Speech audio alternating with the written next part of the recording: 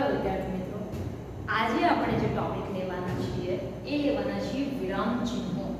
વ્યાકરણનો topic છે. Specially 9 અને 10 English મીડિયમમાં માર્ક્સ સાથે પૂછાય છે કે ભાઈ આ ચિહ્નને કયું ચિહ્ન કહે છે, આ ચિહ્નને કયું ચિહ્ન કહે છે. તો જે 2 થી 3 માર્ક્સનું પૂછાય છે, 2 માર્ક્સનું, તો આપણે એ કવર કરી લેવું છે. સ્પેશિયલી 10મા વાળા માટે આ ખૂબ જ ઇમ્પોર્ટન્ટ છે, 9મા વાળા માટે પણ એટલું જ ઇમ્પોર્ટન્ટ છે.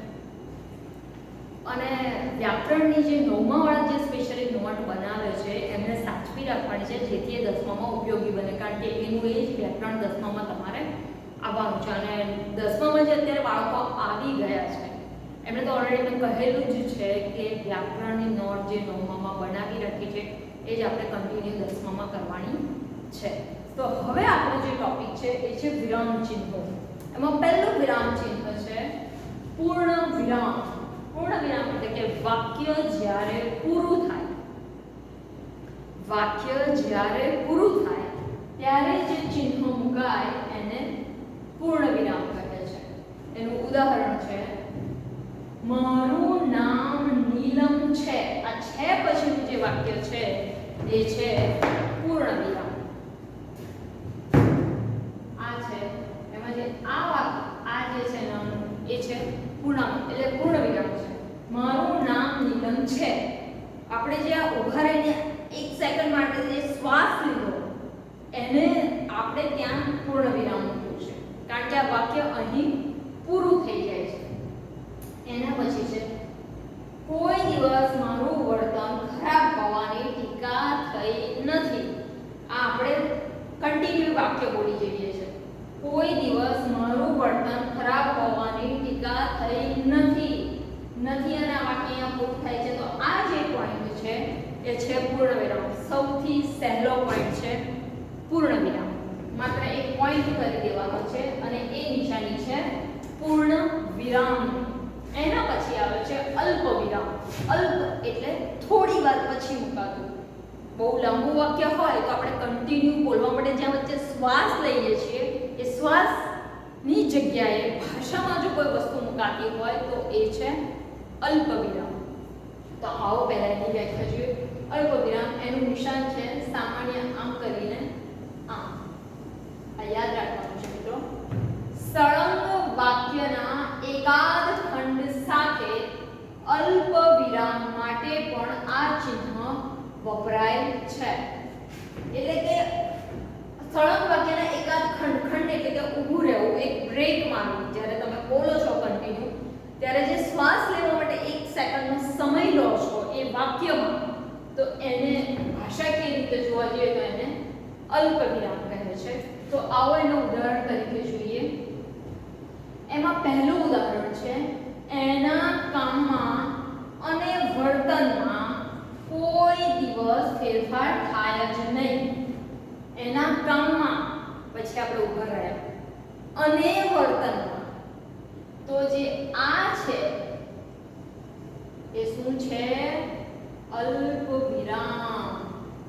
એના કામમાં અને વર્તનમાં કોઈ દિવસ ફેરફાર થાય જ નહીં. આ વચ્ચે આપણે ખંડ લીધો, વચ્ચે એક બ્રેક લીધો. બ્રેક લીધો એટલે આ કયું થયું? અલ્પ વિરામ. એના પછી એનું બીજું ઉદાહરણ છે મેં મારા અક્ષર પાછળથી સુધારવા પ્રયત્ન કર્યો પણ પાકા ઘડે કાંઠા ચડે નહીં. મેં મારા અક્ષર પાછળથી સુધારવા પ્રયત્ન કર્યો.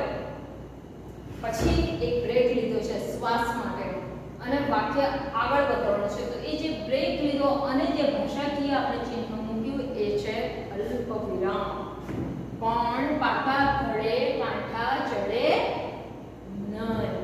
તો જ્યારે બોલતા દાખલા તરીકે મારું નામ નીલમ છે, ઉભા રહી ગયા તો ત્યાં પૂર્ણ વિરામ. મારું નામ નીલમ છે અને મારા પપ્પાનું નામ સો એન્ડ સો છે.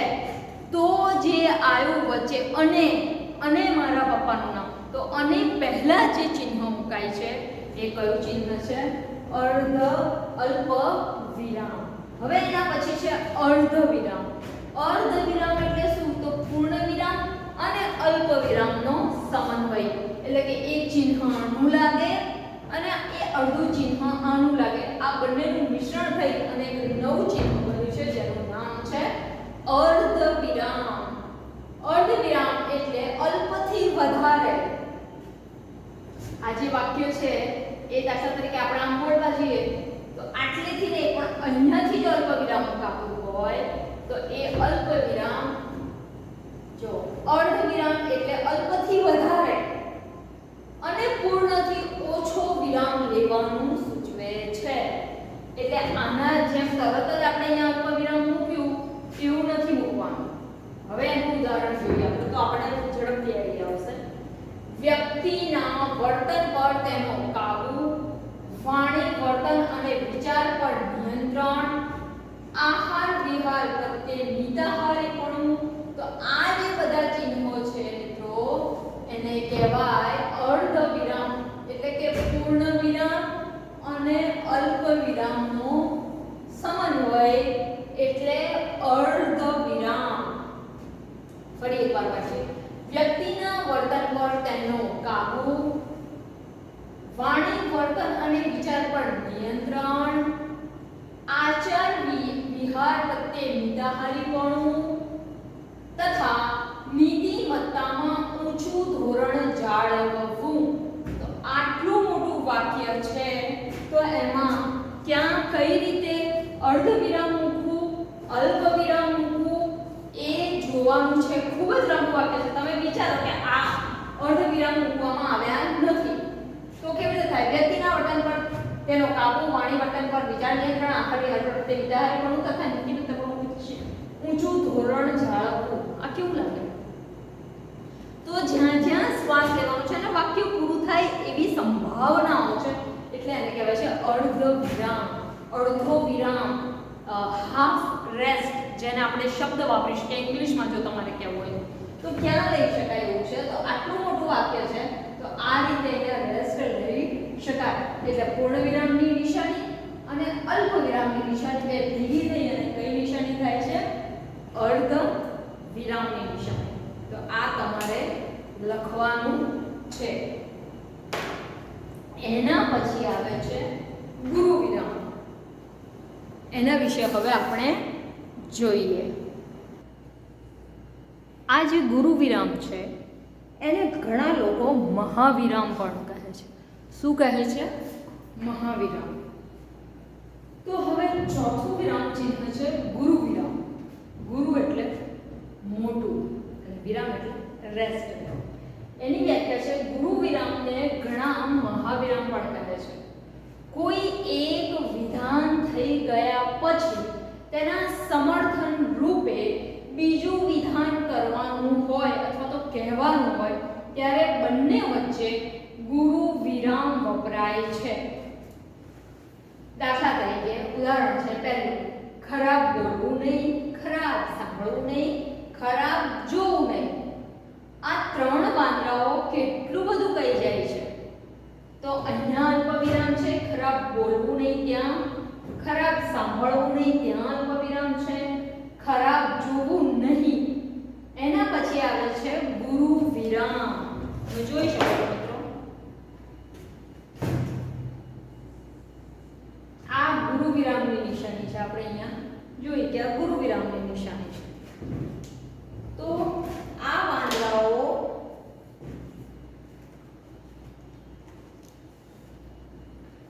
ખરાબ બોલવું નહીં, ખરાબ સાંભળવું નહીં, ખરાબ જોવું નહીં. આ ત્રણ વાંદરાઓ કેટલું કહી જાય છે. પછી બીજું કોઈ ઉદાહરણ જોવું હોય તો ભાવનગરની ત્રણ બાબતો જાણીતી: ગાય, ગાંઠિયા ને ગાંડા. અને ત્રીજું છે શબ્દ કે વાક્યનું સ્પષ્ટીકરણ કરવું હોય અથવા વાક્યમાં પદ્યનું અવતરણ આપવું હોય ત્યાં પણ ગુરુ વિરામ મુકાય. દાખલા તરીકે એણે જ પહેલો જયભેદ ખોલ્યો, પછી ગુરુ વિરામ આવે. અને કલ્યાણ હીરો રણમાં હણાયો, પહેલો દસો એ જયતો ગણાયો. પછી બીજું ઉદાહરણ જોઈએ તો હીરબાઈ જોઈ રહી છે, તૈયાર ભાલો, તૈયાર પરડો અને નિર્જન ફળ્યું. તો હીરબાઈ જોઈ રહી છે તો જોઈ રહી છે પછી ગુરુ વિરામ અને એના પછી વાક્ય આવે તૈયાર ભાવ્યો, એના પછી અલ્પવિરામ, તૈયાર વરડો અને નિર્જન ફળિયું. તો આ છે ગુરુ વિરામ. જ્યારે સૌથી મોટું વાક્ય હોય એમાં વારે વારે અલ્પવિરામ આવતો હોય અને આપણે કોઈને સંબોધીને કહેવું હોય વાક્યને, તો દાખલા તરીકે આ 3 વાંદરાઓ કેટલું બધું કહી જાય છે, તો શું કહી જાય છે? તો ખરાબ બોલવું નહીં, ખરાબ સાંભળવું નહીં અને ખરાબ જોવું નહીં. તો આ 3 વાક્યોની નીચે 2 અલ્પવિરામ અને 1 ગુરુ વિરામ આવે છે. એના પછી આવે છે પ્રશ્નાર્થ ચિહ્ન એટલે કે ક્વેશ્ચન માર્ક્સ. ક્વેશ્ચન માર્ક્સ ક્યાં આવે? જ્યારે સંપૂર્ણ વિચાર પ્રશ્ન રૂપનો હોય, સંપૂર્ણ વિચાર આપણા મનમાં કોઈ પ્રશ્ન ઉદ્ભવ્યો હોય, કોઈ વિચાર ઉદ્ભવ્યો હોય અને પ્રશ્ન સ્વરૂપે આપણને એનો જવાબ ન મળતો હોય, તો એના માટે આ વાક્ય વપરાય છે. જ્યારે સંપૂર્ણ વિચાર પ્રશ્ન રૂપનો હોય ત્યારે વાક્યના અંતે પ્રશ્નાર્થ ચિહ્ન આવે. એનું પહેલું ઉદાહરણ છે, આ વરસાદ ક્યારે બંધ થશે? આપણી પાસે એનો જવાબ નથી, આપણે પૂછવો છે આ પ્રશ્ન, તો એની પાછળ શું આવશે? પ્રશ્નાર્થ ચિહ્ન. એના પછી છે તમારું નામ શું છે? તો એની પાછળ પણ પ્રશ્નાર્થ ચિહ્ન છે.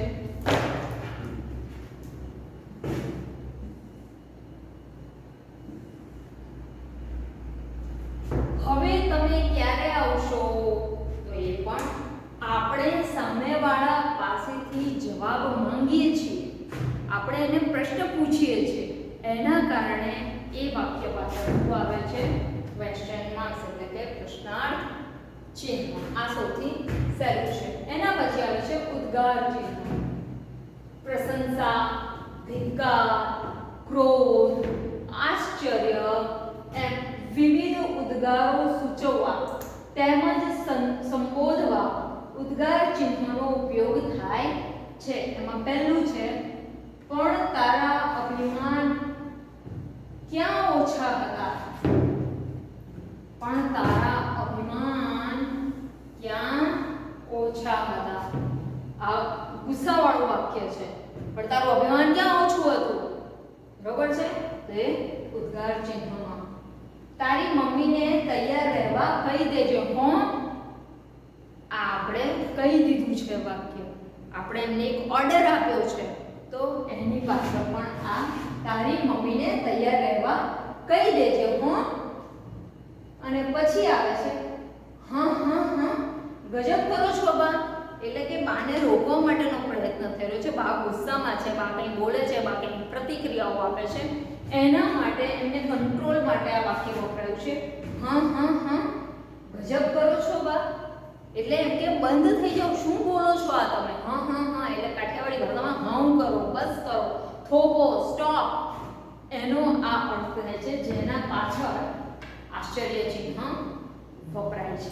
તો તમે પહેલા જોઈ લીધું ગુરુ વિરામ, જે ખોટું બોલવું નહીં, ખરાબ સાંભળવું નહીં, ખરાબ જોવું નહીં. એના પછી ગુરુ વિરામ અને 3 વાંદરાઓ કેટલું બધું કહી જાય છે. તો ગુરુ વિરામ એને બધા શું કહે છે? મહાવિરામ. પણ કોઈ એક વિધાન થઈ ગયા પછી તેના સમર્થન રૂપે બીજું વિધાન કરવાનું હોય અથવા તો કહેવાનું હોય અને એ બંને વચ્ચે જે મુકાય એને શું કહે છે? ગુરુ વિરામ. ફરીવાર જોઈએ પ્રશ્નાર્થ ચિહ્ન. આ એનું ચિહ્ન છે. જ્યારે સંપૂર્ણ વિચાર પ્રશ્ન રૂપનો હોય ત્યારે વાક્યના અંતે પ્રશ્નાર્થ ચિહ્ન આવે છે. એમાં પહેલું એનું ઉદાહરણ છે આ વરસાદ ક્યારે બંધ થશે? તો આ પણ છે ક્વેશ્ચન માર્ક્સ. તમારું નામ શું છે? આ પણ છે ક્વેશ્ચન માર્ક્સ. અને હવે તમે ક્યારે આવશો? આ પણ છે ક્વેશ્ચન માર્ક્સ. એના પછી આવે છે ઉદ્ગાર ચિહ્ન. એનું સાઇન છે, એનું ચિહ્ન છે. એટલે કે પ્રશંસા, ધિક્કાર. પ્રશંસા એટલે કોઈના વખાણ કરવા, કોઈને ધિક્કાર કરવો, ધિક્કાર છે તારા જીવનને.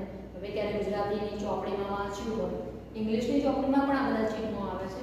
તો ક્રોધ, ગુસ્સામાં હોય ત્યારે પણ જ્યારે કોઈ વાક્ય વપરાય તો એની પાછળ પણ લગાવે છે આશ્ચર્ય, ઓહો આશ્ચર્યમ એમ કરીને પણ આ લોકો આ જે ચિહ્ન છે, આ સાઇન છે એ આવે છે.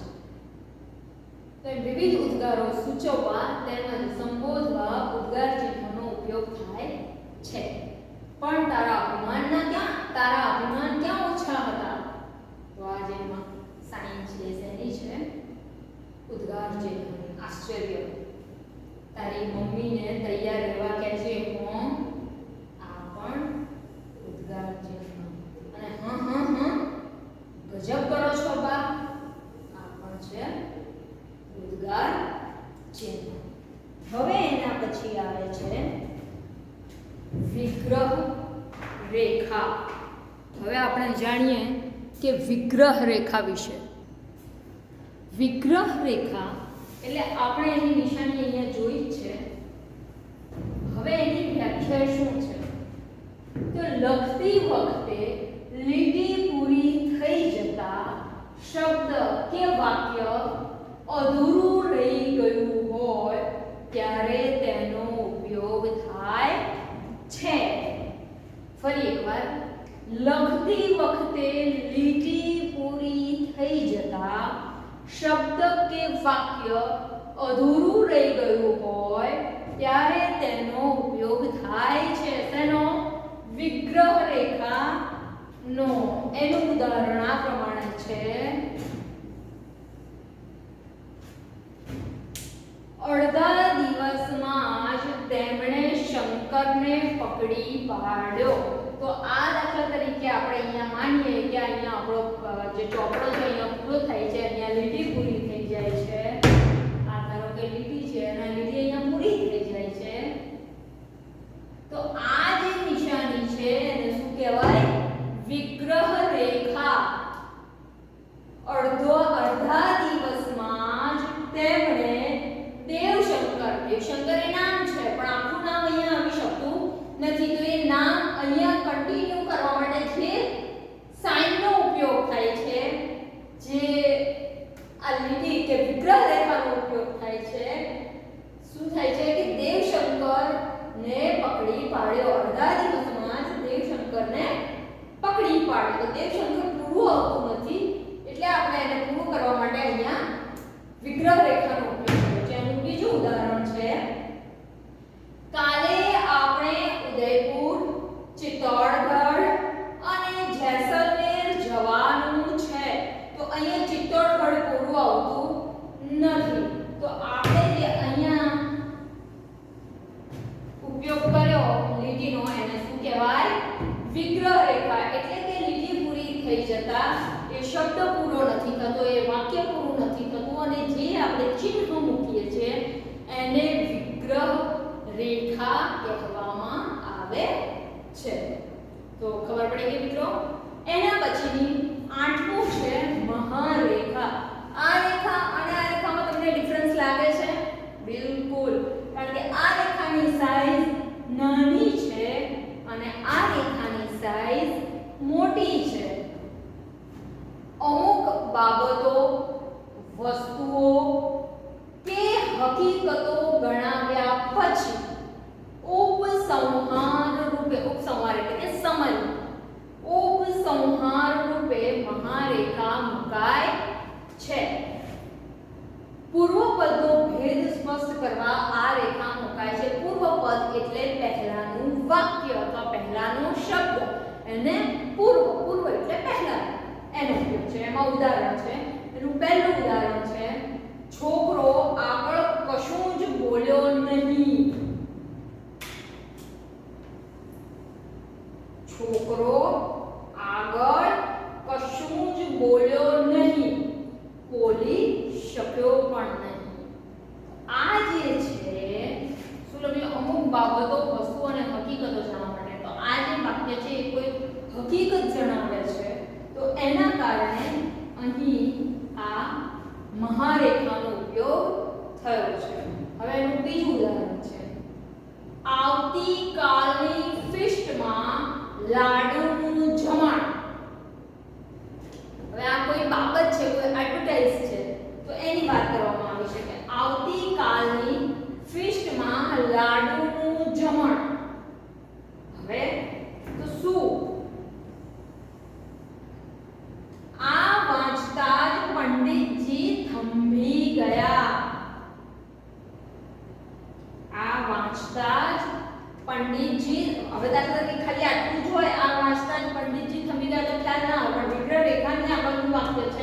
કે આવતીકાલની ફીસ્ટમાં લાડુનું જમણ, બરોબર. અને પછી આ વાંચ્યા પછી આપણે બીજું શું એડ કર્યું છે કે આ વાંચતા જ પંડિતજી થંભી ગયા. તો આ વચ્ચે આ બંનેની વચ્ચે કઈ રેખાનો ઉપયોગ થયો છે?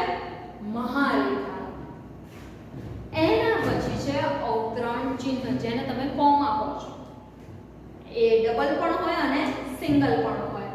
તો સિંગલ ક્યારે વપરાય? તો કોઈ પુસ્તકના ઉલ્લેખમાં અથવા નામમાં એક વડા અવતરણ ચિહ્નનો ઉપયોગ થાય છે. જ્યારે આપણે કોઈ પાઠ જોઈએ છે તો એ પાઠમાં ઘણા બધા લેખકે ઘણા બધા પુસ્તકો લખ્યા હોય છે, તો તમે જોજો એને સિંગલ ઇન્વર્ટેડ કોમામાં મૂકેલા હોય છે. પછી એક કોમા કરીએ, પછી પાછું અવતરણ ચિહ્ન અને પછી અલ્પવિરામ, અવતરણ ચિહ્ન, અલ્પવિરામ. તો આગળ તો હવે ડબલ ક્યારે મુકાય? ડબલ અવતરણ ચિહ્ન પણ હોય છે. તો એ ડબલ અવતરણ ચિહ્ન અને સિંગલ અવતરણ ચિહ્ન ક્યારે મુકાય?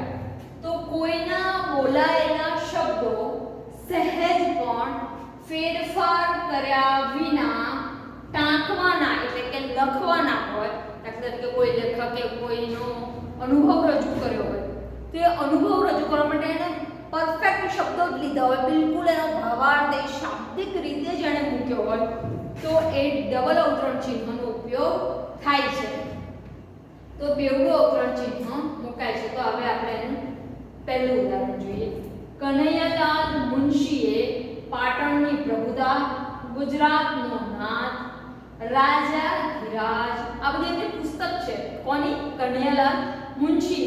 આ બધા સિંગલ કોમામાં છે. કનૈયાલાલ મુનશીએ પાટણની પ્રભુતા, ગુજરાતનો નાથ, રાજા ધીરાજ, પૃથ્વી વલ્લભ, જય સોમનાથ, ભગવાન પરશુરામ, વેરની વસુલાત જેવી કૃતિઓ આપી છે. એટલે કે આ બધી એમણે પુસ્તકો લખી છે, આ બધી વાર્તાઓ આપણને આપી છે. તો હવે ડબલ ક્યારે વપરાય? આ તો તમને ખ્યાલ આવી ગયો કે ભાઈ હા, આ કોઈ લેખકે એમના પુસ્તકો લખ્યા છે, અથવા તો આપણે કેવું કોઈ નામ લખવાનું હોય કે ભાઈ આટલા આટલા લોકો બહાર જવાના છે આપણા ક્લાસમાં. જ્યારે કંઈ આપણે પૂછે તો કહીએ કે ભાઈ ચલો સેફ બોલો કે હીર બોલો કે પછી ઋતુ બોલો. તો આ બધાના જે શબ્દો એક સાથે આપણે બધાના નામ લઈ લઈએ છીએ, એની વચ્ચે ભાઈ આણે આ કરવું, આણે આ કરવું, આણે આ કરવું, તો એ બધામાં કોમા વપરાય છે. હવે બીજું છે ડબલ અવતરણ ચિહ્ન ક્યારે વપરાશે? તમે મને મારા સાથીઓને બહારના ગણાતા જણાવો છો. તમે મને અને મારા સાથીઓને બહારના હોય એવું લાગે છે. જોયું તમે મિત્રો? તો આ બધા છે એ બધા શું છે? સિંગલ અવતરણ ચિહ્નો. ખ્યાલ આવી ગયો મિત્રો તમને?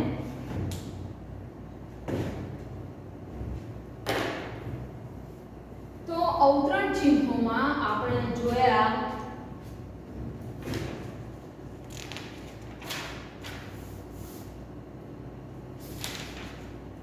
પૂર્ણ વિરામ, અલ્પ વિરામ, અર્ધ વિરામ, ગુરુ વિરામ, પ્રશ્નાર્થ ચિહ્ન, ઉદ્ગાર ચિહ્ન, વિગ્રહ રેખા, મહારેખા અને અવતરણ ચિહ્ન.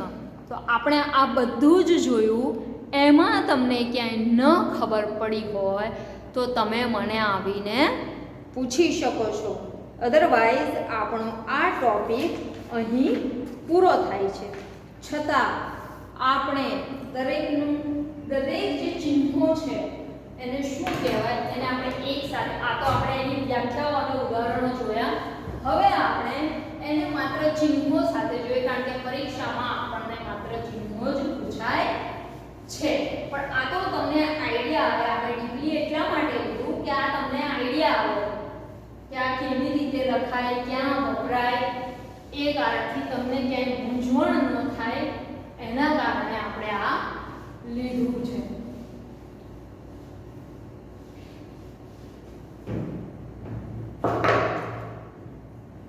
તો પહેલું હતું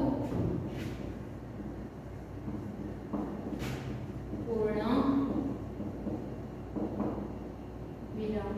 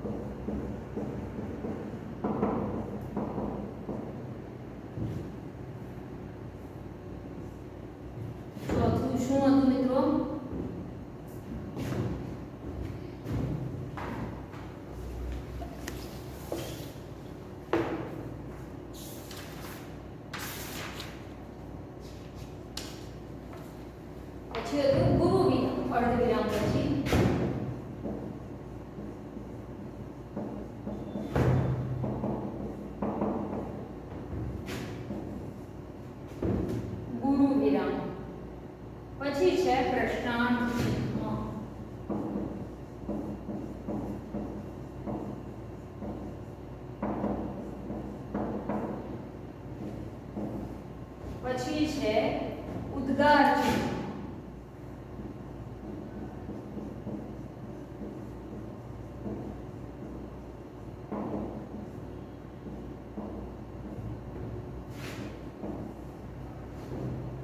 પછી છે વિગ્રહ રેખા,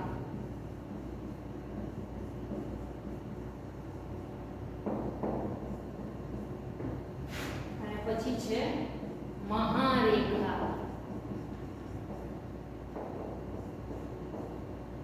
પછી છે અવતરણ ચિહ્ન,